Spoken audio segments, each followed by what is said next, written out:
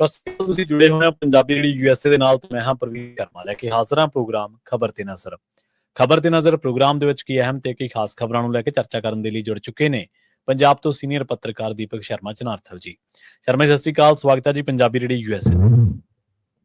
ਸਤਿ ਸ਼੍ਰੀ ਅਕਾਲ ਪ੍ਰਵੀਨ ਜੀ, ਸਾਰੇ ਦਰਸ਼ਕਾਂ ਨੂੰ ਸਰੋਤਿਆਂ ਨੂੰ ਪਿਆਰ ਭਰੀ ਸਤਿ ਸ਼੍ਰੀ ਅਕਾਲ। ਸਤਿ ਸ਼੍ਰੀ ਅਕਾਲ ਜੀ। ਪ੍ਰੋਗਰਾਮ ਦੇ ਵਿੱਚ ਅੱਗੇ ਵਧਣ ਤੋਂ ਪਹਿਲਾਂ ਧੰਨਵਾਦ ਕਰਦੇ ਚਲੀਏ ਸਪਾਂਸਰਸ ਦਾ, ਜਿਹੜੇ ਜ਼ਰੀਆ ਬਣਦੇ ਨੇ ਇਹਨਾਂ ਪ੍ਰੋਗਰਾਮਾਂ ਨੂੰ ਤੁਹਾਡੇ ਤੱਕ ਪਹੁੰਚਾਉਣ ਦੇ ਲਈ। ਖਾਲਸਾ ਇੰਸ਼ੋਰੈਂਸ ਏਜੰਸੀ ਵਾਲੇ, ਜਿਨ੍ਹਾਂ ਤੋਂ ਤੁਸੀਂ ਹਰ ਤਰੀਕੇ ਦੀ ਇੰਸ਼ੋਰੈਂਸ ਲੈ ਸਕਦੇ ਹੋ। ਇੰਸ਼ੋਰੈਂਸ ਬਾਰੇ ਪਤਾ ਕਰਨ ਦੇ ਲਈ ਇਹਨਾਂ ਦਾ ਨੰਬਰ ਹੈ 408-272-2500। ਇਹ 1992 ਤੋਂ ਲਗਾਤਾਰ ਇੰਸ਼ੋਰੈਂਸ ਬਿਜ਼ਨਸ ਦੇ ਵਿੱਚ ਸ਼ਾਨਦਾਰ ਸੇਵਾਵਾਂ ਦੇ ਰਹੇ ਨੇ ਤੇ ਅਮਰੀਕਾ ਭਰ ਦੇ ਵਿੱਚ ਇੰਸ਼ੋਰੈਂਸ ਕਰਦੇ ਨੇ। ਓਬਾਮਾ ਕੇਅਰ, ਮੈਡੀਕਲ ਜਾਂ ਫਿਰ ਕਵਰਡ ਕੈਲੀਫੋਰਨੀਆ ਬਾਬਤ ਪਾਲਿਸੀ ਕਰਵਾਉਣ ਦੇ ਲਈ, ਸਲਾਹ ਲੈਣ ਦੇ ਲਈ ਅੱਜ ਹੀ ਕਾਲ ਕਰੋ 408-272-2500 ਤੇ। ਟਰਕੀਅਨ ਇਮੀਗ੍ਰੇਸ਼ਨ ਲਾ ਫਰਮ ਵਾਲੇ, ਜੇ ਟਰਕੀ ਨਾ ਟੋਰਨ ਟਰਕੀਆਂ ਦੇ ਨਾਲ ਤੁਸੀਂ ਯੂਐਸ ਇਮੀਗ੍ਰੇਸ਼ਨ ਬਾਬਤ ਕੋਈ ਵੀ ਸਲਾਹ ਕਰਨੀ ਹੈ ਤੇ ਇਹਨਾਂ ਦਾ ਨੰਬਰ ਹੈ 415-909-0503। Gurdeep Singh Virdi Clovis, Mandeep Singh, Sandeep Kaur San Jose, Amrik Singh Atwal, Jarnail Singh Yuba City, Jind Kaur, Anayat Kaur Bakersfield, Mahinder Singh, Mahinder Kaur Mattu Yuba City ਤੇ ਜਰਨੈਲ ਸਿੰਘ ਸਿਆਟਲ ਤੋਂ।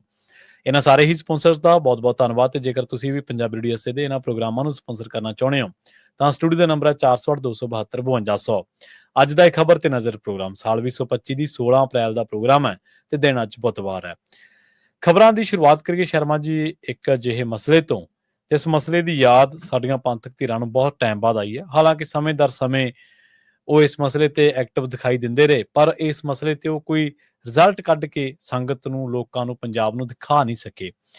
ਇਹ ਵੀ ਸੱਚ ਹੈ ਕਿ ਸਿਆਸਤ ਹਰ ਮੁੱਦੇ ਨੂੰ ਆਪਣੇ ਤਰੀਕੇ ਦੇ ਨਾਲ, ਆਪਣੀ ਲੋੜ ਦੇ ਮੁਤਾਬਕ ਵਰਤਦੀ ਹੈ। ਬੰਦੀ ਸਿੰਘਾਂ ਦੀ ਗੱਲ ਕਰੀਏ, ਬੰਦੀ ਸਿੰਘਾਂ ਦੀ ਗੱਲ ਜਦੋਂ ਵੀ ਆਪਾਂ ਕਰਦੇ ਹਾਂ, ਹਰ ਵਾਰ ਤੁਸੀਂ ਇਹ ਗੱਲ ਕਹੀਏ ਕਿ ਬੇਸ਼ੱਕ ਉਹਨਾਂ ਨੇ ਕ੍ਰਾਈਮ ਕੀਤਾ, ਤੁਹਾਡੀ ਨਜ਼ਰ ਦੇ ਵਿੱਚ ਅਪਰਾਧੀ ਨੇ, ਪਰ ਜੇਕਰ ਉਹ ਸਜ਼ਾ ਪੂਰੀ ਕਰ ਚੁੱਕੇ ਨੇ ਤਾਂ ਉਹਨਾਂ ਨੂੰ ਛੱਡਿਆ ਕਿਉਂ ਨਹੀਂ ਜਾ ਰਿਹਾ। SGPC ਜਿਹੜੀ ਕਿ ਸਿੱਖਾਂ ਦੀ ਮਿਨੀ ਪਾਰਲੀਮੈਂਟ ਹੈ, ਸਿਰਮੌਰ ਸੰਸਥਾ ਹੈ, ਉਮੀਦ ਉਹ ਤੋਂ ਬਹੁਤ ਕੀਤੀ ਜਾਂਦੀ ਹੈ, ਉਹਨੂੰ ਕਹਿੰਦੇ ਅਚਾਨਕ ਯਾਦ ਆਈ ਹੈ ਬੰਦੀ ਸਿੰਘਾਂ ਦੀ। ਬਿਲਕੁਲ ਪ੍ਰਵੀਨ ਜੀ, ਕੱਲ ਐਡਵੋਕੇਟ ਹਰਜਿੰਦਰ ਸਿੰਘ ਧਾਮੀ ਦੀ ਅਗਵਾਈ 'ਚ SGPC ਦੀ ਅੰਤਰਿੰਗ ਕਮੇਟੀ ਦੀ ਬੈਠਕ ਹੋਈ ਹੈ ਜੀ। ਲੰਮੇ ਸਮੇਂ ਬਾਅਦ ਧਾਮੀ ਹੋਰੀ ਆਪਣੇ ਰੰਗ ਜਿਹੇ 'ਚ ਪਰਤੇ ਨਜ਼ਰ ਆਏ। ਠੀਕ ਹੈ। ਕੱਲ ਬੈਠਕ ਦੇ ਵਿੱਚ ਜਿਹੜਾ ਆ ਬੰਦੀ ਸਿੰਘਾਂ ਦਾ ਮਸਲਾ ਹੈ, ਬਲਵੰਤ ਸਿੰਘ ਰਾਜੋਆਣ ਵਾਲਾ ਮਸਲਾ ਹੈ ਜਾਂ SGPC ਦੇ ਮੁਲਾਜ਼ਮ ਵਾਲਾ ਮਸਲਾ, ਇਹ ਤਾਂ ਉਹ ਨੇ ਜਿਹੜੇ ਪ੍ਰੈਸ ਨੋਟ ਦਾ ਜਾਂ ਧਾਮੀ ਹੋਰਾਂ ਦੀ ਬਿਆਨੀ ਦਾ ਮੀਡੀਆ ਦੇ ਵਿੱਚ ਕੀਤੀ ਹੋਈ ਗੱਲਬਾਤ ਦਾ ਹਿੱਸਾ ਨੇ, ਜਿਹੜੇ ਅੰਦਰ ਵਿਚਾਰੇ ਗਏ ਤੇ ਉਹ ਜਨਤਕ ਤੌਰ ਦੇ ਉੱਤੇ ਬਾਹਰ ਆਏ। ਪਰ ਕਈ ਮਸਲੇ ਅਜਿਹੇ ਸੀ ਜਿਹੜੇ ਜਨਤਕ ਤੌਰ ਤੇ ਬਾਹਰ ਨਹੀਂ ਆਏ ਪਰ ਅੰਦਰ ਵਿਚਾਰੇ ਗਏ ਜੀ, ਤੇ ਉਹਨਾਂ 'ਚ ਧਾਮੀ ਹੋਰਾਂ ਦਾ ਸਟੈਂਡ ਕੁਝ ਸਖਤ ਰਿਹਾ। ਹੁਣ ਪਤਾ ਨਹੀਂ ਉਹ ਦੁਬਾਰਾ ਛੱਡ ਕੇ ਜਾਣ ਤੋਂ ਪਹਿਲਾਂ ਕੋਈ ਲੀਕ ਖਿੱਚ ਕੇ ਜਾਣਾ ਚਾਹੁੰਦੇ ਨੇ, ਪਤਾ ਨਹੀਂ ਉਹ ਹੁਣ ਆਪਣੇ ਦਮ ਦੇ ਉੱਤੇ ਕੰਮ ਕਰਨਾ ਚਾਹੁੰਦੇ ਨੇ, ਕਿਉਂਕਿ ਜਦੋਂ ਲਿਆਂਦਾ ਗਿਆ ਸੀ ਤਾਂ ਉਹਨਾਂ ਨੂੰ ਜਥੇਦਾਰਾਂ ਦੀ ਬਹਾਲੀ ਦੇ ਹਵਾਲੇ ਨਾਲ, ਉਹਨਾਂ ਦੇ ਰੁਤਬੇ ਦੀ ਬਹਾਲੀ ਦੇ ਹਵਾਲੇ ਨਾਲ, ਉਹਨਾਂ ਦੇ ਮਾਣ ਸਨਮਾਨ ਦੀ ਬਹਾਲੀ ਦੇ ਹਵਾਲੇ ਨਾਲ ਉਹਨਾਂ ਨੂੰ ਕਈ ਅਧਿਕਾਰ ਦਿੱਤੇ ਗਏ ਸੀ, ਪਰ ਉਹ ਅਧਿਕਾਰ ਕਿਤੇ ਚੱਲਦੇ ਨਜ਼ਰ ਨਹੀਂ ਆਏ ਉਹਨਾਂ ਦੇ ਜੀ, ਹੈ ਨਾ। ਬਾਬਾ ਟੇਕ ਸਿੰਘ ਧਨੌਲਾ ਨੇ ਜਦੋਂ ਦੁਬਾਰਾ ਜਥੇਦਾਰੀ ਸੰਭਾਲੀ ਤਾਂ ਐਡਵੋਕੇਟ ਹਰਜਿੰਦਰ ਸਿੰਘ ਧਾਮੀ ਕੌਰ ਫਿਰ ਨਿਰਾਸ਼ ਹੋ ਕੇ ਸੁਖਬੀਰ ਉਹਨਾਂ ਤੋਂ ਦੂਰ ਹੋ ਕੇ ਬੈਠ ਗਏ ਸੀ। ਉਹ ਨਹੀਂ ਆਏ, ਉਹਨਾਂ ਦੀ ਉਹ ਸਾਰੀ ਪ੍ਰਕਿਰਿਆ ਦੇ ਵਿੱਚ ਵੀ ਹਿੱਸਾ ਨਹੀਂ ਲੈ ਰਹੇ ਸੀ। ਸੋ ਇਹ ਸਾਰੇ ਕਾਰਨ ਕੁਝ ਲੱਗਦੇ ਸੀਗੇ ਕਿ ਕੀ ਧਾਮੀ ਹੋਰੀ ਅੰਤਰਿੰਗ ਕਮੇਟੀ ਦੀ ਬੈਠਕ 'ਚ ਆਉਣਗੇ ਜਾਂ ਨਹੀਂ ਆਉਣਗੇ।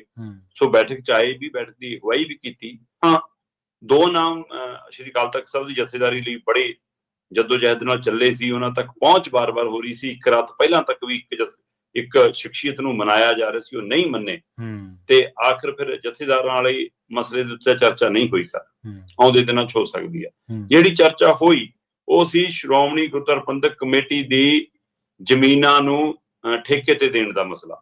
ਠੀਕ ਹੈ ਜੀ। ਮਤਲਬ ਹਜ਼ਾਰਾਂ ਏਕੜ ਜ਼ਮੀਨ ਹੈ, 10,000 ਏਕੜ ਹੈ ਜੀ, ਕੋਈ ਕਿੰਨੀ ਹੈ ਇਹ ਜ਼ਮੀਨਾਂ ਜਿਹੜੀਆਂ, ਉਹ ਜੀ ਆਪਣੇ ਉਹਨਾਂ ਦੇ ਖਾਸ ਨੇ ਜੀ, ਉਹਨਾਂ ਨੂੰ ਦੇ ਦਿਓ। ਇਹ ਜੀ ਕਾਕਾ ਜੀ ਨੇ ਕਿਹਾ ਜੀ, ਉਹਨਾਂ ਨੇ ਕਿਹਾ ਜੀ, ਏਦਾਂ ਦੇ ਕੁਝ ਗੱਲਾਂ ਸੀਗੀਆਂ ਜਿਹੜੀਆਂ ਕਿ ਲੀਡਰਾਂ ਦੇ ਨਾਂ ਦੇ ਉੱਤੇ, ਜੇ ਮੈਂ ਕਹਾਂ ਤਾਂ ਸੁਖਬੀਰ, ਹਰਸਿਮਰਤ ਦੇ ਨਾਂ ਦੇ ਉੱਤੇ, ਸਿਫਾਰਸ਼ਾਂ ਦੇ ਨਾਂ ਤੇ ਜੀ, ਕਿ ਇਹਨਾਂ ਨੂੰ ਦਿੱਤੀ ਜਾਣ ਲਈ ਕਿਹਾ ਗਿਆ।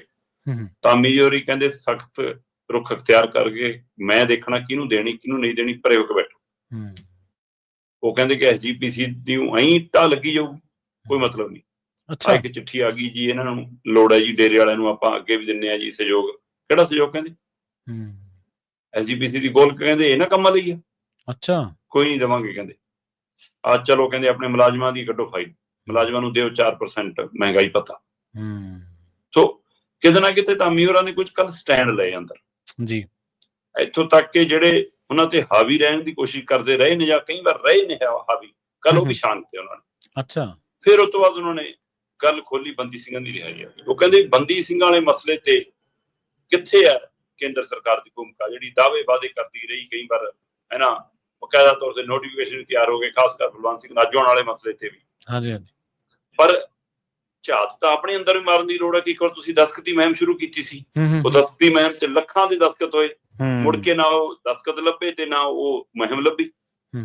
ਸੋ ਹੁਣ ਕੱਲ ਬੰਦੀ ਸਿੰਘਾਂ ਦੀ ਰਿਹਾਈ ਦੀ ਵੀ ਗੱਲ ਤੋਰੀ ਹੈ ਜੀ, ਤੇ ਬਲਵੰਤ ਸਿੰਘ ਰਾਜੋਆਣ ਦੇ ਨਾਂ ਦੇ ਉੱਤੇ ਉਹ ਕਹਿੰਦੇ ਵੀ ਜਦੋਂ ਉਹ ਬੰਦਾ ਕਹਿ ਹੀ ਚੁੱਕਿਆ ਕਿ ਮੈਨੂੰ ਹੁਣ ਜਿਉਂਦਾ ਰੱਖੋ ਚਾਹੇ ਫਾਂਸੀ ਦਿਓ, ਕੋਈ ਫਰਕ ਨਹੀਂ ਮੇਰੇ ਲਈ ਹੁਣ, ਕਿਉਂਕਿ ਤੁਸੀਂ ਤਾਂ ਉਹਨੂੰ ਦੋਹਰੀ ਸਜ਼ਾ ਦੇ ਰਹੇ ਹੋ। ਇੱਕ ਪਾਸੇ ਕਹਿ ਰਹੇ ਹੋ ਕਿ ਤੇਰੀ ਫਾਂਸੀ ਵਾਲੇ ਮਸਲੇ ਦੀ ਸੁਣਵਾਈ ਚੱਲ ਰਹੀ ਹੈ, ਦੂਸਰੇ ਪਾਸੇ ਉਹਨੂੰ ਪਿਛਲੇ 18 ਸਾਲਾਂ ਤੋਂ ਫਾਂਸੀ ਵਾਲੀ ਚੱਕੀ ਦੇ ਵਿੱਚ ਬਿਲਕੁਲ ਸਹੀ। ਸੋ ਇਹ ਵਰਤਾਰਾ ਕਿਵੇਂ ਕਿ ਜੇ ਉਹਨੂੰ ਫਾਂਸੀ ਦੇਣੀ ਹੈ ਤਾਂ ਤੁਸੀਂ ਫਿਰ ਉਸ ਚੱਕੀ ਚੋਂ ਕੱਢੋ ਤੇ ਦੇ ਲਓ, ਜੇ ਨਹੀਂ ਦੇਣੀ ਅਜੇ ਤਾਂ ਜਦੋਂ ਦੇਣੀ ਹੋਗੀ, ਜਦੋਂ ਤਰੀਕ ਤੈਅ ਹੋ ਜੂਗੀ ਉਸ ਸਮੇਂ ਚੱਕੀ 'ਚ ਭੇਜ ਲਓ। ਸੋ 18 ਸਾਲ ਤੋਂ ਬੰਦੇ ਨਾਲ ਇਹ ਜ਼ੁਲਮ, ਦੋਹਰਾ ਜ਼ੁਲਮ ਕਿਉਂ ਆ ਫਿਰ? ਤੇ ਇਹ ਮਨੁੱਖੀ ਅਧਿਕਾਰ ਦਾ ਮਸਲਾ ਹੈਗਾ। ਸੋ ਇਸ ਪਹਿਲੂ ਦੇ ਉੱਤੇ ਉਹਨਾਂ ਨੇ ਮੁੜ ਕੇ ਸਟੈਂਡ ਲਿਆ। ਉਹ ਕਹਿੰਦੇ ਵੀ ਅਸੀਂ ਕੇਂਦਰ ਨੂੰ ਵੀ ਤੇ ਸੁਪਰੀਮ ਕੋਰਟ ਰਾਹੀਂ ਵੀ ਕੇਂਦਰ ਨੂੰ ਅਪੀਲ ਕਰਦੇ ਹਾਂ ਕਿ ਉਹ ਇਹਦਾ ਇੱਕ ਪਾਸਾ ਕਰੇ ਜੋ ਕਰਨਾ।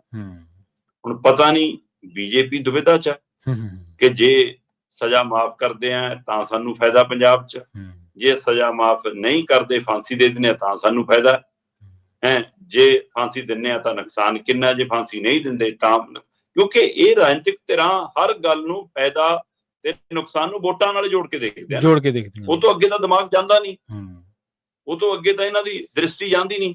ਇਹਨਾਂ ਦਾ ਦਿਮਾਗ ਸਿਰਫ ਬੰਦਿਆਂ ਦੇ ਸਿਰਾਂ ਨੂੰ ਵੋਟਾਂ ਤੱਕ ਗਿਣਦੇ ਨੇ। ਸੋ ਇਸ ਲਈ ਉੱਥੇ ਅਜੇ ਬੀਜੇਪੀ ਸ਼ਾਇਦ ਦੁਵਿਧਾ 'ਚ ਹੈ। ਪਰ ਕੀ ਧਾਮੀ ਹੋਰਾਂ ਨੇ ਸਟੈਂਡ ਲੈ ਕੇ ਅਕਾਲੀ ਦਲ ਬਾਦਲ ਧਿਰ ਦੀ ਦੁਵਿਧਾ ਦੂਰ ਕਰਤੀ ਜਾਂ ਉਹਨਾਂ ਦੀ ਨਵੀਂ ਦੁਵਿਧਾ ਖੜੀ ਕਰਤੀ? ਸਵਾਲ ਤਾਂ ਇਹ ਵੀ ਹੈ ਕਿ ਕੀ ਇਹ ਪੰਥਕ ਲੀਹ ਤੇ ਲਿਆਉਣਾ ਚਾਹੁੰਦੇ ਨੇ ਅਕਾਲੀ ਦਲ ਬਾਦਲ ਧਿਰ ਨੂੰ, ਜਾਂ ਉਹਨਾਂ ਦੇ ਏਜੰਡੇ ਤੇ ਇਹ ਕਾਰਵਾਈ ਪਈ ਹੈ, ਜਾਂ ਫਿਰ ਆਪ ਮਹਾਰੇ ਧਾਮੀ ਹੋਰਾਂ ਨੇ ਆਪਣੀ ਦਿੱਖ ਦਰੁਸਤ ਕਰਨ ਦੇ ਲਈ, ਆਪਣਾ ਪੱਖ ਮਜ਼ਬੂਤ ਕਰਨ ਦੇ ਲਈ, ਆਪਣੇ ਮਨ ਨੂੰ ਸਕੂਨ ਦੇਣ ਦੇ ਲਈ ਆਪਣੇ ਅਧਿਕਾਰਾਂ ਦੀ ਵਰਤੋਂ ਕੀਤੀ ਹੈ ਤੇ ਅਕਾਲੀ ਦਲ ਬਾਦਲ ਤੇ ਸੋਚਦਾ ਹੋਵੇ ਕਿ ਸਾਡੇ ਲਈ ਤਾਂ ਨਵਾਂ ਖੂਹ ਪੱਟਿਆ ਜਾ ਰਿਹਾ। ਸੋ ਇਹ ਆਉਂਦਾ ਸਮਾਂ ਦੱਸੂਗਾ, ਕੱਲ ਧਾਮੀ ਆਪਣੇ ਰੰਗ 'ਚ ਨਜ਼ਰ ਆਏਗਾ। ਇਹ ਬਿਲਕੁਲ ਤੁਹਾਡੇ ਜਿਹੜੇ ਹੁਣ ਪਿੱਛੇ ਤੁਸੀਂ ਸਾਰੇ ਤਿੰਨੇ ਚਾਰੇ ਸਵਾਲ ਜਿਹੜੇ ਕੀਤੇ ਨੇ ਬਿਲਕੁਲ ਵਾਜਬ ਨੇ, ਕਿਉਂਕਿ ਲੰਘੇ ਦਿਨਾਂ ਦੇ ਵਿੱਚ ਹਰਸਿਮਰਤ ਬਾਦਲ ਵੀ ਘੱਟ ਗਿਣਤੀਆਂ ਦੇ ਹੱਕ ਹਕੂਕ ਦੀ ਗੱਲ ਕਰਦੇ ਉੱਥੇ ਨਜ਼ਰ ਆਈ ਸੀ। ਚਲੋ ਉਹਦੀ ਪ੍ਰੇਜ਼ ਵੀ ਹੋਈ, ਲੋਕ ਕਹਿੰਦੇ ਵੀ ਚਲੋ ਦੇਰ ਆਏ ਦਰੁਸਤ ਆਏ, ਚਲੋ ਗੱਲ ਕੀਤੀ ਤਾਂ ਸਹੀ, ਗੱਲ ਕਰਨੀ ਵੀ ਬਣਦੀ ਹੈ ਜਦੋਂ ਕੋਈ ਮਸਲਾ ਚੱਲ ਰਿਹਾ ਹੋਵੇ, ਤੁਹਾਡਾ ਬੋਲਣਾ ਬਣਦਾ। ਪਰ ਇਹਦੇ ਨਾਲ ਸ਼ਰਮਾ ਜੀ ਇੱਕ ਗੱਲ ਇਹ ਵੀ ਤਾਂ ਵਿਚਾਰਨ ਵਾਲੀ ਹੈ ਨਾ ਵੀ ਇਹ ਮਸਲਾ ਜਦੋਂ ਤੁਹਾਡੀ ਸਰਕਾਰ ਸੀ ਬਾਦਲਾਂ ਦੀ ਖਾਸ ਕਰਕੇ, ਉਦੋਂ ਇਹ ਮਸਲੇ ਤੇ ਧਰਨਾ ਦੇਣ ਵਾਲੀ ਜਾਂ ਇਹਦੇ ਮੰਗ ਕਰਨ ਵਾਲੀ ਧਿਰ ਵੀ ਤੁਹਾਡੇ ਲਈ ਗੁਨਾਹਗਾਰ ਹੁੰਦੀ ਸੀ, ਤੁਸੀਂ ਇਹਦੀ ਗੱਲ ਤੱਕ ਨਹੀਂ ਸੀ ਕਰਨ ਦਿੰਦੇ। ਪਰ ਅੱਜ ਸਿੱਖਾਂ ਦੀ ਇੱਕ ਬਹੁਤ ਵੱਡੀ ਸੰਸਥਾ ਔਰ ਐਸਜੀਪੀਸੀ ਦੇ ਪ੍ਰਧਾਨ ਸਾਹਿਬ ਇਹਦਾ ਜ਼ਿਕਰ ਕਰ ਰਹੇ ਨੇ ਤਾਂ ਚਲੋ ਚੰਗੀ ਗੱਲ ਆ। ਔਰ ਮੈਨੂੰ ਇਹ ਲੱਗਦਾ ਵੀ ਨਾ ਸਿਰਫ ਸਾਨੂੰ ਸਾਰਿਆਂ ਨੂੰ, ਨਾ ਸਿਰਫ ਇਹਨੂੰ ਬੰਦੀ ਸਿੰਘਾਂ ਤੱਕ, ਬਲਕਿ ਹਰ ਉਸ ਬੰਦੇ ਦੀ ਰਿਹਾਈ ਦੀ ਮੰਗ ਕਰਨੀ ਚਾਹੀਦੀ ਜਿਹਨੂੰ ਕਿਸੇ ਵੀ ਤਰੀਕੇ ਨਾਲ ਗੈਰ ਕਾਨੂੰਨੀ ਹਿਰਾਸਤ ਦੇ ਵਿੱਚ ਸਰਕਾਰਾਂ ਨੇ ਜੇਲ੍ਹ ਹੀ ਡੱਕਿਆ ਹੋਇਆ। ਅਸੀਂ ਆਪਣਾ ਹਾਂਜੀ ਪ੍ਰਵੀਨ ਜੀ, ਜਦੋਂ ਬੰਦੀ ਸਿੰਘਾਂ ਵਾਲਾ ਮੋਰਚਾ ਇੱਥੇ ਸ਼ੁਰੂ ਹੋਇਆ ਸੀ ਹਾਂਜੀ ਤੇ ਉਹ ਕਾਗਜ਼ੀ ਪੱਤਰੀ ਤਾਂ ਹੁਣ ਵੀ ਚੱਲ ਰਿਹਾ, ਪਰ ਹਕੀਕਤ 'ਚ ਕੀ ਆਪਾਂ ਨੂੰ ਸਾਰਿਆਂ ਨੂੰ ਪਤਾ ਹੈ। ਬਿਲਕੁਲ ਜੀ ਸਹੀ। ਸੋ ਇਸ ਲਈ ਜਿੱਦਣ ਉਹ ਸ਼ੁਰੂ ਹੋਇਆ ਸੀ ਉਦਣ ਵੀ ਉਹਨਾਂ ਤੱਕ ਕੁਝ ਸਿਰ ਧਿਰਾਂ ਨੇ ਸੁਨੇਹਾ ਪਹੁੰਚਾਇਆ ਸੀ ਕਿ ਇਹਦਾ ਦਾਇਰਾ ਵੱਡਾ ਕਰ ਲਓ, ਸਹੀ, ਇਸ ਨੂੰ ਵਿਸ਼ਾਲ ਕਰ ਲਓ।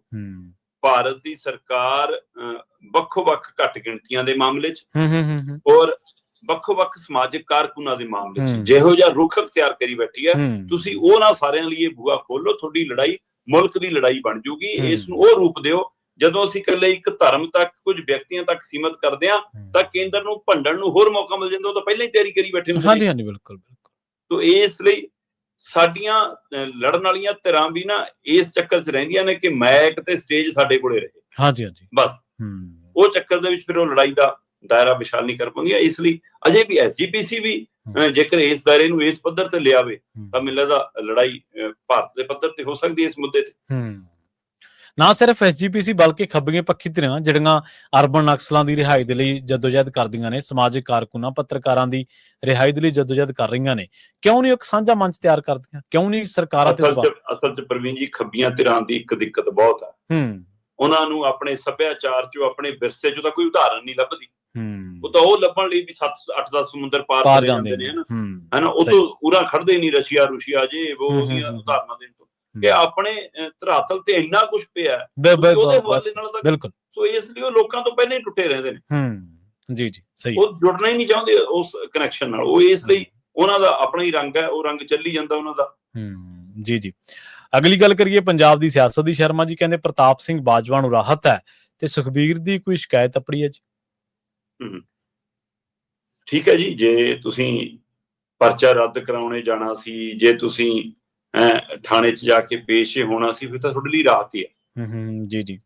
ਜੇ ਰਾਜਨੀਤਿਕ ਧਿਰ ਔਰ ਉਹ ਵੀ ਵਿਰੋਧੀ ਧਿਰ ਦਾ ਲੀਡਰ ਔਰ ਜਿਹੜਾ ਇਹ ਦਮ ਭਰੇ ਕਿ ਮੈਂ ਤਾਂ ਪੰਜਾਬ ਦੇ ਹਿੱਤ ਦੇ ਲਈ ਇਹ ਗੱਲ ਆਖੀ ਸੀ ਕਿ ਸਰਕਾਰ ਚੌਕਸ ਹੋ ਜਾਵੇ, ਸਰਕਾਰ ਸਾਡੇ ਸਹਿਯੋਗ ਨਾਲ ਕੰਮ ਕਰ ਲਵੇ ਤੇ ਕੁਝ ਭਲਾ ਹੋ ਜਾਵੇ ਪੰਜਾਬ 'ਚ, ਕੋਈ ਧਮਾਕਾ ਨਾ ਮੁੜ ਕੇ ਹੋ ਜਾਵੇ। ਜੇ ਇਸ ਹਵਾਲੇ ਨਾਲ ਤੁਸੀਂ ਗੱਲ ਕਰ ਰਹੇ ਸੀ ਪ੍ਰਤਾਪ ਬਾਜਵਾ ਜੀ, ਫਿਰ ਤੁਸੀਂ ਹਾਈ ਕੋਰਟ ਨੂੰ ਵਕੀਲ ਕਰਕੇ ਨਾ ਪਰਚਾ ਰੱਦ ਕਰਾਉਣ ਨਾ ਭੱਜਦੇ। ਫਿਰ ਤੁਸੀਂ ਥਾਣੇ 'ਚ ਪੁੱਛਗਿੱਛ ਲਈ ਪੇਸ਼ ਨਾ ਹੁੰਦੇ। ਚਲੋ ਜਿੱਥੇ ਤੁਹਾਡੇ 4 ਲੀਡਰ ਬੈਠੇ ਸੀ ਬਾਹਰ, ਉਸੇ ਗੱਦੇ ਤੁਸੀਂ ਬੈਠੇ ਰਹਿੰਦੇ ਕਿ ਇੱਥੇ ਹੀ ਬੈਠਾ, ਇੱਥੇ ਆ ਕੇ ਪੁੱਛ ਲਓ, ਇੱਥੋਂ ਹੀ ਗ੍ਰਿਫਤਾਰ ਕਰ ਲਓ। ਜੇ ਤੁਹਾਨੂੰ ਗ੍ਰਿਫਤਾਰ ਦਾ ਡਰ ਲੱਗਦਾ ਸੀ ਨਾ, ਤਾਂ ਹੀ ਤੁਸੀਂ ਥਾਣੇ 'ਚ ਵੀ ਪੇਸ਼ ਹੋ ਗਏ ਤੇ ਤਾਂ ਹੀ ਤੁਸੀਂ ਵਕੀਲ ਆਪਣੇ ਹਾਈ ਕੋਰਟ ਨੂੰ ਵੀ ਭਜਾਏ। ਸੋ ਲੀਡਰ ਫਿਰ ਐ ਨਹੀਂ ਬਣਦੇ ਹੁੰਦੇ ਤੇ ਲੋਕ ਤਾਂ ਇਹਦੇ ਅਰਥ ਦੂਜੇ ਕੱਢੀ ਬੈਠੇ ਆ। ਜਿਹੜੀ ਚਰਚਾਵਾਂ ਮਿਲੀ ਭੁਗਤਾਂ ਦੀਆਂ ਹੈਗੀਆਂ। ਚਲੋ ਕਾਂਗਰਸ ਡੁਗਡੁਗੀ ਵਜਾਉਣ ਜੋਗੀ ਹੋ ਗਈ, ਉਹ ਡੁਗਡੁਗੀ ਇਹਨਾਂ ਦੀ ਪ੍ਰਤਾਪ ਬਾਜਵਾ ਲਈ ਵੀ ਵੱਜੀ ਆ। ਉਹ ਕੱਲ ਰਾਹੁਲ ਸੋਨੀਆ ਲਈ ਵੀ ਧਰਨੇ ਲਾਉਂਦੇ ਫਿਰਦੇ ਸੀ ਆਪਣੇ ਆਪਣੇ ਜ਼ਿਲ੍ਹਾ ਪੱਧਰ ਦੇ ਉੱਤੇ। ਪੰਜਾਬ ਲਈ ਧਰਨਾ ਮੋਰਚਾ ਕਦੇ ਪੰਜਾਬ ਦੇ ਮੁੱਦਿਆਂ ਲਈ ਨਹੀਂ ਲੱਗਦਾ। ਹਾਂ, ਫਿਰ ਕਾਗਜ਼ੀ ਪੱਤਰੀ ਇਹ ਦੇਖਣਾ ਪਈ ਰਾਹਤ ਆ ਕਿ 22 ਤਰੀਕ ਤੱਕ, 22 ਅਪ੍ਰੈਲ ਤੱਕ ਗ੍ਰਿਫਤਾਰੀ ਨਹੀਂ ਹੋਣੀ, ਹੈ ਨਾ। ਤੇ ਵਕੀਲ ਇਹਨਾਂ ਦਾ ਕਹੀ ਜਾਂਦਾ ਕਿ ਸੋਰਸ ਪੁੱਛਦੀ ਸੀ ਸਰਕਾਰ। ਸੋ ਬਾਜਵਾ ਜੀ ਕਹਿੰਦੇ ਪੁਲਿਸ ਨੂੰ ਸੋਰਸ ਦੱਸਿਆ ਇਹਨੇ। ਫਿਰ ਜੇ ਦੱਸਿਆ ਫਿਰ ਤਾਂ ਮਾਮਲਾ ਹੀ ਨਿਬੜ ਗਿਆ। ਇਹੀ ਪੁੱਛਣਾ ਸੀ ਫਿਰ। ਸੋ ਫਿਰ ਬਾਹਰ ਆ ਕੇ ਨਹੀਂ ਕੱਲ ਦੱਸਿਆ ਕਿ ਹਾਂ ਰਾਤ ਨੂੰ ਜਦੋਂ ਬਾਹਰ ਆਏ 7:30 8 ਵਜੇ ਮੈਂ ਉੱਥੇ ਸੀ, ਮੇਰੇ ਸਾਹਮਣੇ ਸੰਬੋਧਨ ਕਰ ਰਹੇ ਸੀਗੇ ਅਸੀਂ ਸਾਰੇ ਮੀਡੀਆ ਕਰਮੀ, ਲਗਭਗ ਚੰਡੀਗੜ੍ਹ ਮੋਹਾਲੀ ਦੇ ਮੀਡੀਆ ਉੱਥੇ ਹੀ ਸੀਗਾ ਸਾਰਾ। ਸੋ ਉਸ ਸਮੇਂ ਨਹੀਂ ਦੱਸਿਆ ਕਿ ਆਵਾਂ ਦਾ ਸੋਰਸ ਵੀ ਦੱਸਿਆ।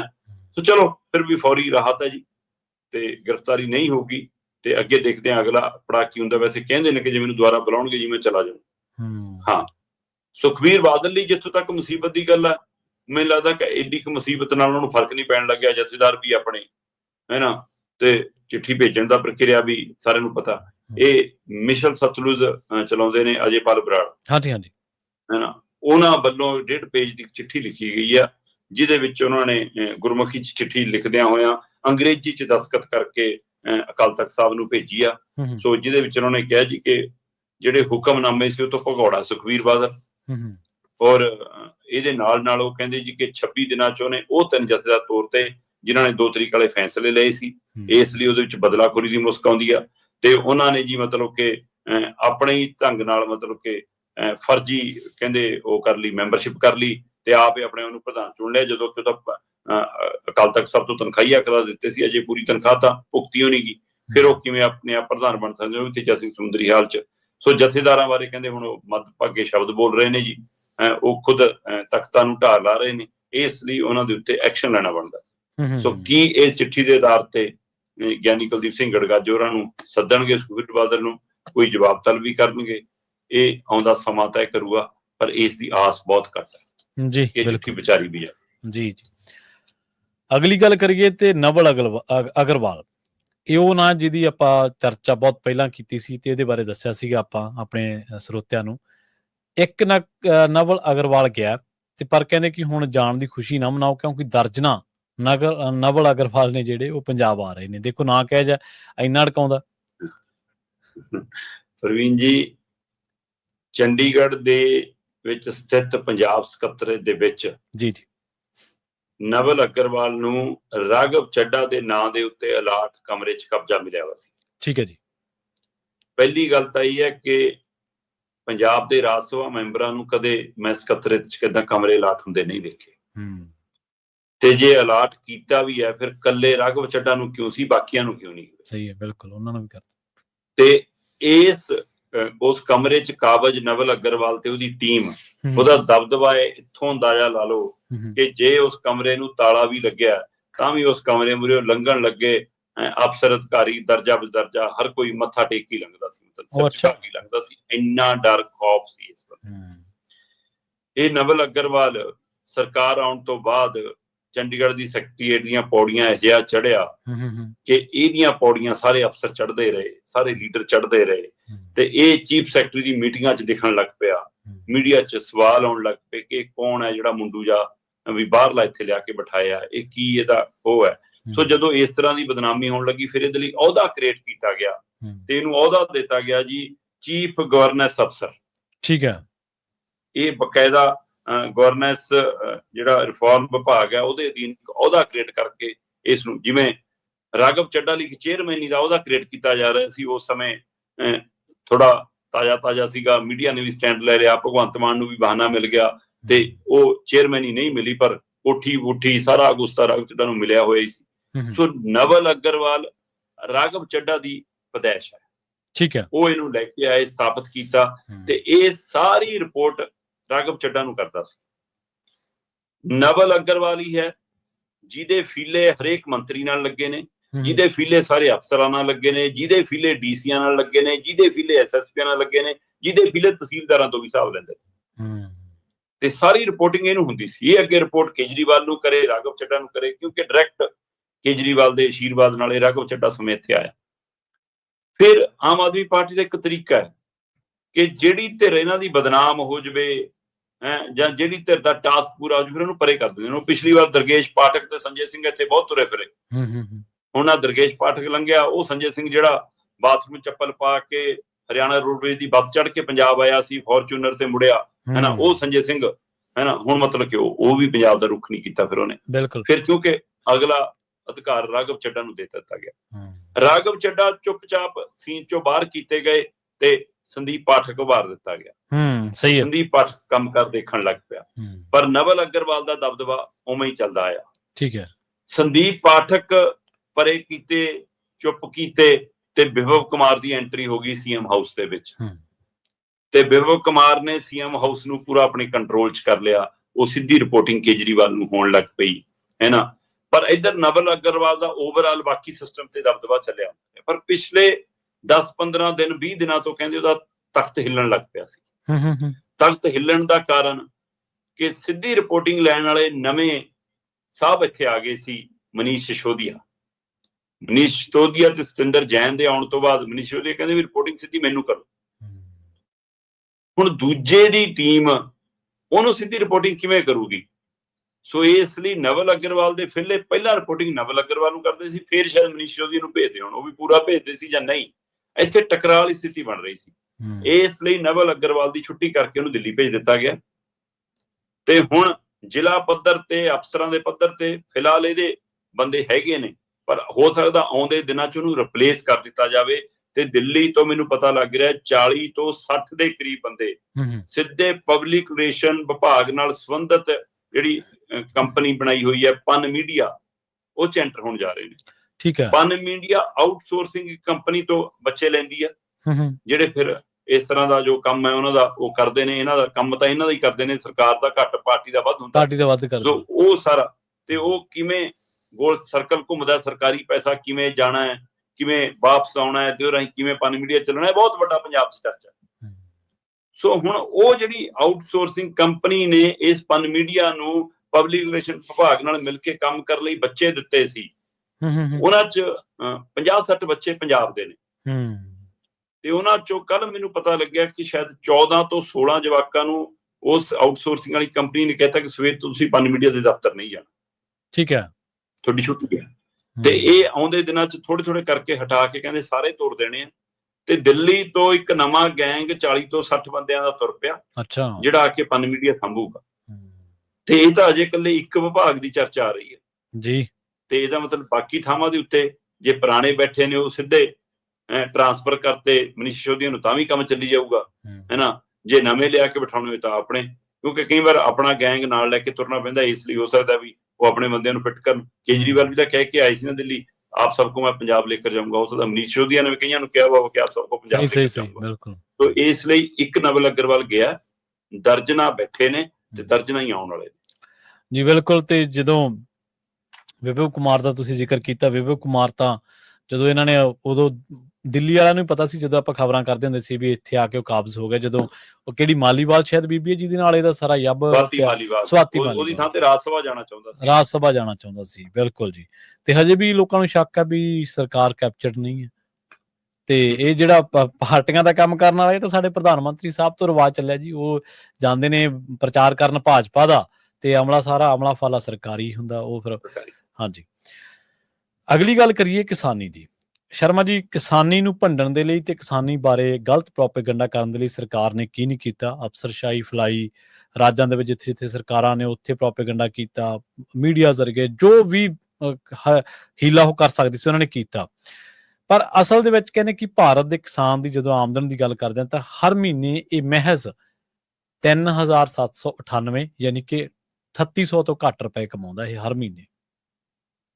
ਪ੍ਰਵੀਨ ਜੀ, ਇਹ ਅੰਕੜਾ ਜਿਹੜਾ ਤੁਸੀਂ ਦਿੱਤਾ ਇਹ ਨਾ ਤਾਂ ਕਿਸੇ ਮੀਡੀਆ ਦੀ ਖੋਜ ਹੈ ਜੀ, ਨਾ ਕਿਸੇ ਕਿਸਾਨ ਜਥੇਬੰਦੀ ਵੱਲੋਂ ਦਿੱਤਾ ਅੰਕੜਾ। ਠੀਕ ਹੈ ਜੀ। ਨਾ ਇਹ ਅੰਕੜਾ ਕੋਈ ਕਿਸੇ ਯੂਨੀਵਰਸਿਟੀ ਨੇ, ਕੋਈ ਕਿਸੇ ਨੇ ਸਰਵੇ ਕਰਾਇਆ। ਇਹ ਸਰਕਾਰ ਦੇ ਆਪਣੇ ਅੰਕੜੇ ਨੇ, ਭਾਰਤ ਸਰਕਾਰ ਦੇ ਅੰਕੜੇ। ਜੀ ਜੀ। ਕਹਿੰਦੇ ਜੀ ਬਕਾਇਦਾ ਤੌਰ ਤੇ ਕੇਂਦਰ ਸਰਕਾਰ ਦੇ ਰਾਸ਼ਟਰੀ ਨਮੂਨਾ ਸਰਵੇਖਣ ਦਫ਼ਤਰ NSSO ਨੇ ਜੁਲਾਈ 2018 ਤੋਂ ਜੂਨ 2019 ਦਰਮਿਆਨ ਇੱਕ ਸਰਵੇਖਣ ਕਰਕੇ ਕਿਸਾਨਾਂ ਦੀ ਆਮਦਨ ਬਾਰੇ ਇੱਕ ਰਿਪੋਰਟ ਤਿਆਰ ਕੀਤੀ ਹੈ। ਤੇ ਇਹ ਹੁਣ ਤੱਕ ਦੀ ਤਾਜ਼ਾ ਰਿਪੋਰਟ ਹੈ ਜੀ। ਤੇ ਰਾਜ ਮੰਤਰੀ ਭਗੀਰਥ ਚੌਧਰੀ ਨੇ ਇਸ ਰਿਪੋਰਟ ਦੇ ਆਧਾਰ ਤੇ ਲੋਕ ਸਭਾ 'ਚ ਜਾਣਕਾਰੀ ਦਿੱਤੀ ਹੈ। ਠੀਕ ਹੈ। ਹੁਣ ਜਨਾਬ ਜਾਣਕਾਰੀ ਦਿੰਦੇ ਨੇ ਕਿ ਵੀ ਕਿਸਾਨਾਂ ਦੀ ਔਸਤ ਮਹੀਨਾਵਾਰ ਆਮਦਨ ਭਾਰਤ ਦੇ ਵਿੱਚ 10,218 ਰੁਪਏ ਹੈ। ਪਰ ਆਪਾਂ ਗੱਲ ਕਰ ਰਹੇ ਹਾਂ 3798 ਦੀ ਜੀ। ਹੁਣ ਝੋਲ ਦੇਖੋ ਕਿੱਥੇ ਹੈ। ਕਹਿੰਦੇ ਵੀ ਕਿਸਾਨਾਂ ਦੀ ਮਹੀਨਾਵਾਰ ਆਮਦਨ ਆ ਜਿਹੜੀ ਉਹ 10,218 ਇਹ ਉਹਨਾਂ ਕਿਸਾਨਾਂ ਦੀ ਹੈ ਜਿਹਦੇ ਵਿੱਚ ਖੇਤੀਬਾੜੀ ਦੀ ਆਮਦਨ ਵੀ ਸ਼ਾਮਲ ਹੈ, ਮਜ਼ਦੂਰੀ ਦੀ ਆਮਦਨ ਵੀ ਸ਼ਾਮਲ ਹੈ, ਫਸਲਾਂ ਦੇ ਆਦਾਨ ਪ੍ਰਦਾਨ ਦਾ ਵੀ ਵਿੱਚ ਸ਼ਾਮਲ ਹੈ, ਪਸ਼ੂ ਪਾਲਣ, ਡੈਰੀ ਤੇ ਗੈਰ ਖੇਤੀਬਾੜੀ ਕੰਮਾਂ ਤੋਂ ਇਲਾਵਾ ਹੋਣ ਵਾਲੀ ਉਸ ਕਿਸਾਨ ਪਰਿਵਾਰ ਦੀ ਆਮਦਨ ਵੀ ਸ਼ਾਮਲ ਹੈ। ਉਹਨਾਂ ਦੀ ਆਮਦਨ 10,000 ਦੀ ਐਵਰੇਜ। ਠੀਕ ਹੈ। ਮਤਲਬ ਜਿਹੜੇ ਆਪਣੇ ਹੁਣ ਪੰਜਾਬ ਦੇ ਵਿੱਚ ਜਦੋਂ ਦਿੱਲੀ ਕਿਸਾਨ ਅੰਦੋਲਨ ਲੱਗਿਆ, ਅਗਲੇ ਕਹਿੰਦੇ ਲੈ ਉਹੀ ਕਹੀ ਜਾਂਦੇ ਕਿਸਾਨ ਗਰੀਬ, ਕਿਸਾਨ ਗਰੀਬ। ਇਹ ਤਾਂ ਫੋਰਚੂਨਰ ਲੈ ਕੇ ਆ ਰਿਹਾ ਬਾਈ, ਇਹ ਤਾਂ ਥਾਰ ਲਈ ਫਿਰਦਾ, ਇਹ ਤਾਂ ਐਡੇ ਟਰੈਕਟਰ ਲਈ ਫਿਰਦਾ। ਪਹਿਲੀ ਗੱਲ ਤਾਂ ਕਿਸਾਨ ਤੇ ਜ਼ਿਮੀਂਦਾਰ ਦੇ ਵਿੱਚ ਫਰਕ ਕਰਨਾ ਪਊਗਾ ਤੁਹਾਨੂੰ। ਸਹੀ। ਇਹ ਪੰਜਾਬੀ ਸੱਭਿਆਚਾਰ ਦੇ ਇਹਨਾਂ ਸ਼ਬਦਾਂ ਨੂੰ ਅਰਥਾਂ 'ਚ ਲਿਜਾ ਕੇ ਦੇਖੋ, ਫਿਰ ਪਤਾ ਲੱਗੂਗਾ ਕਿ ਕਿਸਾਨ ਤੇ ਜ਼ਿਮੀਂਦਾਰ 'ਚ ਕਿੰਨਾ ਪਾੜਾ ਅਜੇ ਉਹਨਾਂ 'ਚ ਹੈਗਾ। ਅਸੀਂ ਮਤਲਬ ਬੇਜ਼ਮੀਨੇ ਤੇ ਮਜ਼ਦੂਰਾਂ ਦੀ ਤਾਂ ਜੇ ਗੱਲੇ ਕਰੀ ਤਾਂ ਫਿਰ ਉਹ ਕਿੱਥੇ ਹੋਣਗੇ? ਜਿਨ੍ਹਾਂ ਕੋਲ ਟੁਕੜਾ ਹੈ ਜ਼ਮੀਨ ਦਾ, ਉਹਦੀ ਵੀ ਹਾਲਤ ਜੇ ਇਹ ਹੈ 3798 ਵਾਲੀ, ਫਿਰ ਜਿਹਦੇ ਕੋਲ ਜ਼ਮੀਨ ਦਾ ਟੁਕੜਾ ਨਹੀਂ ਉਹਦੀ ਹਾਲਤ ਕੀ ਹੋਊਗੀ? ਪਰ ਇਹੀ ਪੰਜਾਬ ਦੇ ਬਹੁ ਗਿਣਤੀ ਕਿਸਾਨ ਕਿਸਾਨੀ ਦੇ ਨਾਲ ਕੋਈ ਹੋਰ ਕਾਰੋਬਾਰ ਵੀ ਹੁਣ ਕਰਨ ਲਈ ਮਜਬੂਰ ਨਹੀਂ। ਕਿਸਾਨ ਦੇ ਛੋਟੇ ਬੜੇ ਕਿਸਾਨ ਦਾ ਜਵਾਕ ਕਿਸੇ ਦਾ ਕੋਈ ਬਾਹਰਲੇ ਸ਼ਹਿਰ ਦੇ ਵਿੱਚ, ਬਾਹਰਲੇ ਸੂਬੇ ਦੇ ਵਿੱਚ, ਬਾਹਰਲੇ ਮੁਲਕ ਦੇ ਵਿੱਚ ਹੁਣ ਕੋਈ ਨਾ ਕੋਈ ਕੰਮ ਕਰ ਰਿਹਾ ਹੈ ਨਾ, ਜਾਂ ਇੱਥੋਂ ਹੀ ਕੋਈ ਸਰਕਾਰੀ ਪ੍ਰਾਈਵੇਟ ਕੋਈ ਕੰਪਨੀਆਂ 'ਚ ਕੰਮ ਕਰ ਰਿਹਾ ਹੈ ਨਾ, ਤੇ ਜਾਂ ਉਹਨੇ ਖੇਤੀ ਨਾਲ ਸੰਬੰਧਿਤ ਕੋਈ ਸਹਾਇਕ ਧੰਦਾ ਸ਼ੁਰੂ ਕੀਤਾ ਹੈ। ਆੜਤ ਖਾਸ ਕਰਕੇ ਇੱਕ ਗਿਣਤੀ ਸਾਡੀ ਭਾਈਚਾਰੇ ਕਿਸਾਨੀ ਚੋਂ ਨਿਕਲੀ ਹੈ, ਸ਼ੈਲਰ ਕਿਸਾਨੀ ਭਾਈਚਾਰੇ ਚੋਂ ਨਿਕਲੇ ਹੈ ਨਾ, ਡੈਰੀ ਫਾਰਮ ਨਿਕਲੇ ਨੇ। ਸੋ ਉਹਨਾਂ ਨੂੰ ਪਰੇ ਰੱਖ ਕੇ ਜਦੋਂ ਤੁਸੀਂ ਸਹੀ ਕਿਸਾਨੀ ਦਾ ਅਰਥ ਲੱਭਣ ਤੁਰੋਗੇ ਤਾਂ ਤੁਹਾਨੂੰ 10 ਏਕੜ ਤੱਕ ਦੇ ਕਿਸਾਨ ਤੱਕ ਜਾਣਾ ਪਊਗਾ। ਸਹੀ। ਫਿਰ ਤੁਹਾਨੂੰ ਪੰਜਾਬ ਦਾ ਦ੍ਰਿਸ਼ ਪਤਾ ਲੱਗ ਜਾਊਗਾ ਤੇ 5 ਏਕੜ ਤੱਕ ਦੀ ਹਾਲਤ ਕੀ ਹੈ ਉਹ ਵੀ ਪਤਾ ਲੱਗ ਜੂਗੀ। ਪਰ ਆਪਾਂ ਪੂਰੇ ਮੁਲਕ ਦੇ ਹਵਾਲੇ ਨਾਲ ਗੱਲ ਕਰ ਰਹੇ ਹਾਂ। ਸੋ ਜੇਕਰ ਖੇਤੀਬਾੜੀ ਤੇ ਉਹਦੇ ਸਹਾਇਕ ਧੰਦਿਆਂ ਦੇ ਹਵਾਲੇ ਨਾਲ ਵੀ ਐਵਰੇਜ 10,218 ਹੈ ਜੀ, ਤਾਂ ਫਿਰ ਉਹਦੇ ਵਿੱਚੋਂ ਜੇ ਤੁਸੀਂ ਅਗਾਂਹ ਜਾਂਦੇ ਹੋ ਤਾਂ ਇਹ ਕਹਿੰਦੇ ਜੀ ਕਿ ਜਿਹੜਾ ਮਹੀਨਾਵਾਰ ਸਿਰਫ ਕਿਸਾਨੀ ਚੋਂ ਆਮਦਨ ਹੈ ਮੁਲਕ ਦੀ, ਉਹਦੀ ਐਵਰੇਜ 3798 ਰੁਪਏ ਹੈ। ਠੀਕ ਹੈ। ਤੇ ਮੋਦੀ ਜੀ ਤਾਂ ਕਹਿੰਦੇ ਸੀਗੇ ਕਿ ਕਿਸਾਨਾਂ ਦੀ ਆਮਦਨ ਦੁੱਗਣੀ ਹੋ ਜੂਗੀ। ਮੈਂ ਕਹਿੰਦਾ ਦੁੱਗਣੀ ਛੱਡੋ, ਤੁਸੀਂ ਤਿੱਗਣੀ ਚੌਗਣੀ ਵੀ ਕਰ ਦੋ ਤਾਂ ਵੀ ਉਹਦੇ ਤੇ ਕੀ ਹੈ ਫਰਕ ਪੈ ਜਾਊਗਾ ਜੀ। ਹਾਂ, ਪਰ ਇਹ ਅੰਕੜੇ ਦੱਸਦੇ ਨੇ ਕਿ ਕਿਸਾਨ ਫਰਵਰੀ ਮਹੀਨੇ ਬਹੁਤ ਅਮੀਰ ਹੋ ਜਾਂਦਾ। 3798 ਰੁਪਈਆ ਨੂੰ ਹਰ ਮਹੀਨੇ ਜੇ ਪੂਰੇ ਮੁਲਕ ਦੇ ਕਿਸਾਨ ਦੀ ਐਵਰੇਜ ਹੈ ਤਾਂ ਇੱਕ ਦਿਨ ਦੇ ਵਿੱਚੋਂ 31 ਦਿਨਾਂ ਦੇ ਵਿੱਚ ਜੇ ਮਹੀਨਾ 31 ਦਾ ਹੈ ਤਾਂ 122 ਰੁਪਈਏ ਰੋਜ਼ ਦੇ ਕਮਾਉਂਦਾ, 122 ਰੁਪਈਏ 52 ਪੈਸੇ। ਤੇ ਜੇ ਮਹੀਨਾ 30 ਦਾ ਹੋ ਜਾਵੇ ਤਾਂ 126 ਰੁਪਈਏ 60 ਪੈਸੇ ਕਮਾ ਲੈਂਦਾ, 4 ਰੁਪਈਏ ਵੱਧ ਕਮਾ ਲੈਂਦਾ। ਤੇ ਜੇ ਮਹੀਨਾ 28 ਦਾ ਹੋਵੇ ਫਰਵਰੀ ਦਾ, ਫਿਰ ਤਾਂ 135 ਰੁਪਈਏ 65 ਪੈਸੇ ਹਰ ਰੋਜ਼ ਕਮਾਉਂਦਾ। 135 ਰੁਪਈਏ ਮਤਲਬ ਅਮੀਰ ਹੋ ਗਿਆ ਮੋਦੀ ਜੀ, ਧੰਨਵਾਦ ਤੁਹਾਡਾ। ਚਲੋ, ਮੈਂ ਇਹਦੇ ਵਿੱਚੋਂ ਅੰਕੜੇ ਲੱਭੇ ਕਿ ਸਭ ਤੋਂ ਵੱਧ ਕਿਹੜੇ ਸੂਬੇ ਦੇ ਵਿੱਚ। ਉਹ ਕਹਿੰਦੇ ਜੀ ਮੇਘਾਲਿਆ ਸੂਬਾ ਜੇ ਹੈ ਜਿਹੜਾ ਕਿਸਾਨੀ ਦੇ ਦਮ ਤੇ ਸਭ ਤੋਂ ਵੱਧ ਹਰ ਮਹੀਨੇ 21,000 ਰੁਪਈਆ ਕਮਾਉਂਦਾ। ਠੀਕ ਹੈ। 21,060 ਰੁਪਈਏ ਮੇਘਾਲਿਆ ਦੇ ਕਿਸਾਨ ਦੀ ਆਮਦਨ। ਤੇ ਪੰਜਾਬ 12,597 ਲਗਭਗ ਉਹਦੇ ਅੱਧ ਤੇ ਖੜਾ। ਪਰ ਸਾਡੀ ਦਿਖਾਵੇ ਨੇ ਵੀ ਸਾਨੂੰ ਬਹੁਤ ਕੁਝ ਖੁਰਾ ਲਾਇਆ। ਬਿਲਕੁਲ 12,597 ਰੁਪਏ ਹਰ ਮਹੀਨੇ ਐਵਰੇਜ ਪੰਜਾਬ ਦੇ ਕਿਸਾਨ ਦੀ ਐਵਰੇਜ ਹੈ। ਤੇ ਇਹਦੇ ਵਿੱਚੋਂ ਜਿਨ੍ਹਾਂ ਦੀ ਬਹੁਤ ਵੱਧ ਹੋਣੀ ਉਹਨਾਂ ਦਾ ਤੇ ਜਿਹਦੀ ਜਮਾ ਹੀ ਘੱਟ ਹੋਣੀ ਉਹਨਾਂ ਦਾ ਉਹ ਪਾੜਾ ਐਡਾ ਹੈ। ਤੇ 12,597 ਦਾ ਮਤਲਬ 419 ਰੁਪਏ ਹਰ ਰੋਜ਼ ਦੇ। ਇਹਦੇ ਨਾਲ ਵੀ ਕਿਸਾਨ ਅਮੀਰ ਹੋ ਜਾਊਗਾ। ਹਰਿਆਣਾ 9,092 ਰੁਪਏ 303 ਰੁਪਏ ਹਰ ਰੋਜ਼। ਸੋ ਇਹ ਸਥਿਤੀ ਦੇ ਵਿੱਚ ਭਾਰਤ ਦੀ ਕਿਸਾਨੀ ਹੈ। ਤੇ ਪਰ ਸਰਕਾਰਾਂ ਦੇ ਉੱਤੇ ਕੋਈ ਉਹ ਨਹੀਂਗਾ। ਔਸਤਨ ਕਰਜ਼ਾ ਪੂਰੇ ਮੁਲਕ ਦੇ ਕਿਸਾਨਾਂ ਦੇ ਉੱਤੇ 74,121 ਰੁਪਏ ਪ੍ਰਤੀ ਕਿਸਾਨ ਹੈ।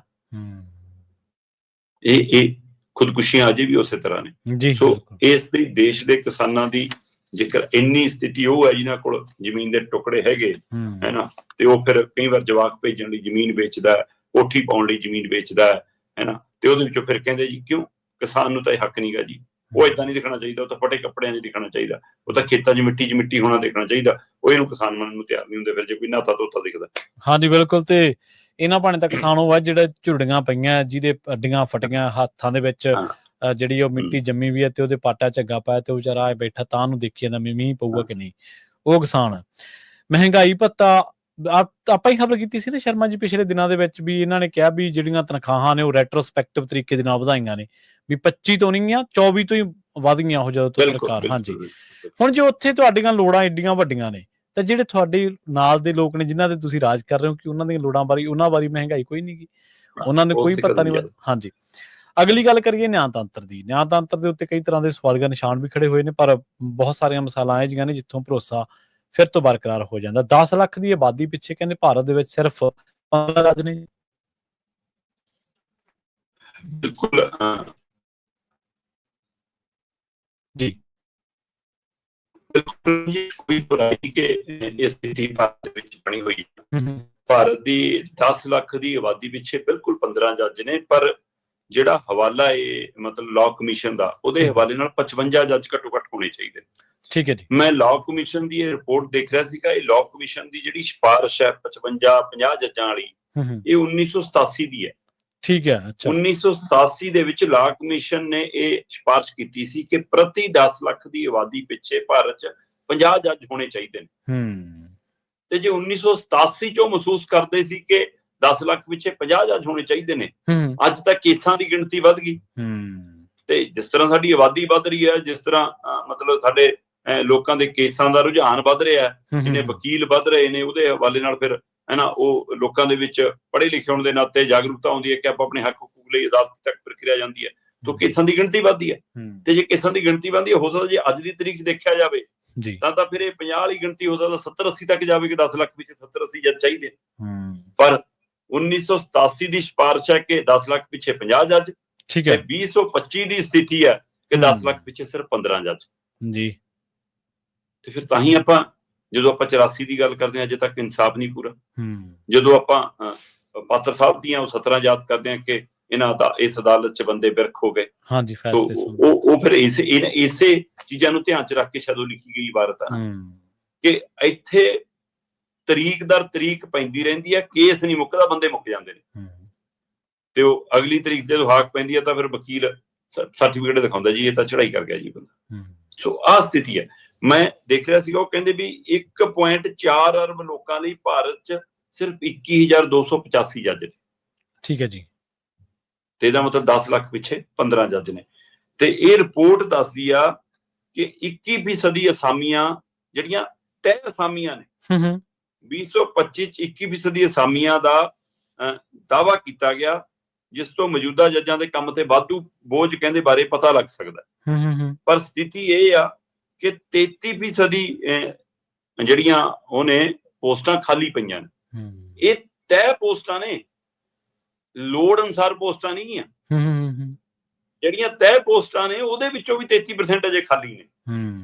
ਤੇ ਜੇ ਲੋੜ ਅਨੁਸਾਰ ਹੁਣ ਫਿਰ ਤਾਂ ਪਤਾ ਨਹੀਂ ਕਿੰਨੀ ਗਿਣਤੀ ਬਣ ਜਾਵੇ। ਸਹੀ ਚਲੋ ਜੇਕਰ ਤੁਸੀਂ ਬੋਝ ਦੇਖਣਾ ਤਾਂ ਕੌਮੀ ਪੱਧਰ ਦੇ ਉੱਤੇ ਭਾਰਤ ਦੇ ਵਿੱਚ ਹਰੇਕ ਜੱਜ ਦੇ ਉੱਤੇ 2200 ਕੇਸਾਂ ਦਾ ਬੋਝ ਹੈ। ਠੀਕ ਹੈ। ਤੇ ਜੇ ਹਾਈ ਕੋਰਟ ਦੇ ਹਵਾਲੇ ਦੇਖਿਆ ਤਾਂ ਇਲਾਹਾਬਾਦ ਤੇ ਮੱਧ ਪ੍ਰਦੇਸ਼ ਦੀਆਂ ਹਾਈ ਕੋਰਟਾਂ ਦਾ ਹਵਾਲਾ ਆ ਰਿਹਾ ਸੀਗਾ। ਉਹ ਕਹਿੰਦੇ 15,000 ਕੇਸ ਹਰ ਜੱਜ ਦੇ ਉੱਤੇ ਹੈ, ਜਿਹੜਾ ਮਤਲਬ ਉਹਦੇ ਕੋਲ ਕੇਸ ਪੈਂਡਿੰਗ ਪਏ ਨੇ, ਉਹਨਾਂ ਕੋਲ ਜਿਹਨਾਂ ਦੀ ਸੁਣਵਾਈ ਕਰਦੇ ਆ। ਜੀ ਸੋ ਇੰਨੇ ਕੇਸਾਂ ਦਾ ਬੋਝ ਲੈ ਕੇ ਜਦੋਂ ਜੱਜ ਕੰਮ ਕਰਨਗੇ, ਫਿਰ ਇੱਕ ਦਿਨ ਦੇ ਵਿੱਚ ਆਪਾਂ ਨੂੰ ਪਤਾ ਹੀ ਆ ਹਾਲ ਕੀ ਹੁੰਦਾ, ਕਿ ਫਿਰ ਪਹਿਲੇ 2 ਕੇਸ ਸੁਣ ਕੇ ਉਹ ਤੋਂ ਬਾਅਦ ਬਾਕੀਆਂ ਦੇ ਤਰੀਕਾਂ ਪੈਂਦੀਆਂ ਨੇ ਫਿਰ, ਸਹੀ ਹੈ ਨਾ। ਤੇ ਇੰਨੇ ਵਰ੍ਹਿਆਂ ਦਾ ਸਿਸਟਮ, ਅਸੀਂ ਅਦਾਲਤੀ ਪ੍ਰਕਿਰਿਆ ਸਿਸਟਮ ਅਜੇ ਤੱਕ ਇੰਨਾ ਵੀ ਦਰੁਸਤ ਨਹੀਂ ਕਰ ਸਕੇ ਕਿ ਬਈ ਇੰਨਾ ਹੀ ਕਹਿ ਦਿਆ ਕਰੀਏ ਜਿਹਦੀ ਤਰੀਕ ਹੈ ਕਿ ਭਾਈ ਤੂੰ ਦੁਪਹਿਰ ਤੋਂ ਪਹਿਲਾਂ ਆਉਣਾ, ਤੂੰ ਦੁਪਹਿਰ ਤੋਂ ਬਾਅਦ ਆਉਣਾ। ਬੰਦਾ ਸਵੇਰੇ 9 ਵਜੇ ਦਾ ਬੈਠਾ ਹੁੰਦਾ, ਸ਼ਾਮ ਨੂੰ 4:55 ਤੇ ਹਾਕ ਪੈ ਰਹੀ ਹੈ ਕਿ ਤੁਸੀਂ ਇੰਨਾ ਹੀ ਤੈਅ ਕਰ ਦਿਓ ਕਿ ਬਾਈ ਤੇਰਾ ਸਮਾਂ 1 ਵਜੇ ਤੱਕ ਦਾ, ਤੇਰਾ ਸਮਾਂ 1:30 ਵਜੇ ਤੋਂ ਹੈ। ਤੋਂ ਘੱਟੋ ਘੱਟ ਬੰਦਾ ਅੱਧਾ ਦਿਨ ਤਾਂ ਇਸ ਪ੍ਰਕਿਰਿਆ ਤੋਂ ਬਚੇ।